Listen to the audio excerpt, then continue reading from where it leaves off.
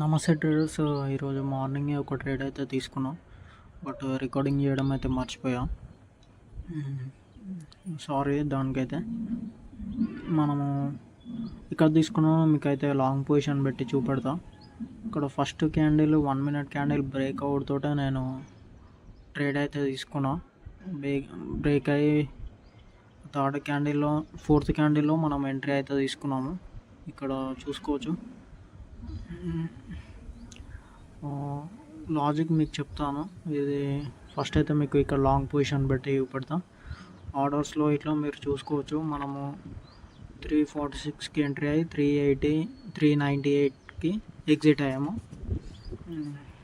Long position అయితే పెడదాం. SL అయితే 20 పాయింట్స్. ఎస్ఎల్ 20 పాయింట్స్ నేను ట్రయల్ చేస్తాను. మీరు నా ప్రీవియస్ వీడియోస్ చూస్తే అర్థమవుతుంది, వాళ్ళని కొత్తగా చూస్తే.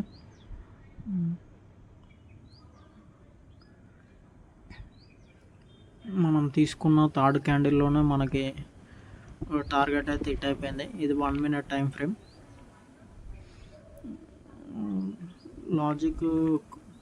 లాజిక్ వచ్చేసి మనకి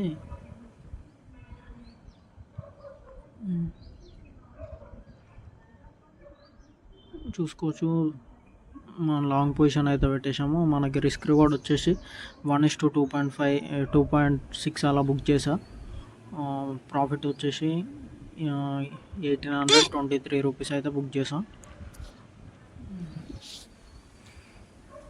లాజిక్ వచ్చేసి మనకి ఇక్కడ చూస్తున్నారు ఫ్రెండ్స్, బ్యాంక్ నిఫ్టీలో మనకి సపోర్ట్ అవుతుంది స్ట్రాంగ్. సపోర్ట్ బ్రేక్ చేసింది, బట్ సస్టైన్ అనేది కాలేదు. మీరు చూసుకోవచ్చు. అది అక్కడ సపోర్ట్ దగ్గర నేను ఒక లెవెల్ అయితే డ్రా చేసుకున్నా అనాలిసిస్ చేసి.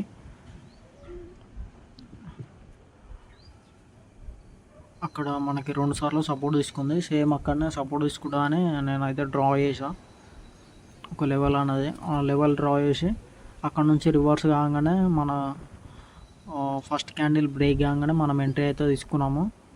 ఇది మనకి సెటప్ వచ్చేసి ఫస్ట్ క్యాండిల్ బ్రేక్ కాగానే ఎంట్రీ అనేది తీసుకుంటా. ఇది ఒక మన చిన్న సెటప్ అనమాట. మన లెవెల్ దగ్గర ఫామ్ అయింది ఆ సెటప్, అందుకే నేను ఎంట్రీ అనేది తీసుకున్నా. మనకి టార్గెట్ అనేది అయితే ప్రీవియస్ డే లో అనేది పెట్టుకున్నా. దాని దగ్గర రాగానే నేను సెల్ అయితే చేసేసా. ప్రాఫిట్ అయితే బుక్ చేసాం ఈరోజు. ఇదే ఫ్రెండ్స్, మనకి నిఫ్టీ ఇట్లా సేమ్ సపోర్ట్ తీసుకుంది ఒక లెవెల్ దగ్గర. నిఫ్టీ ఇట్లా సేమ్ అక్కడనే.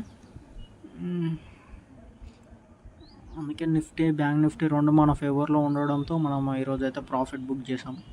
Okay friends, thank you. ఈరోజు డే అయితే క్లోజ్.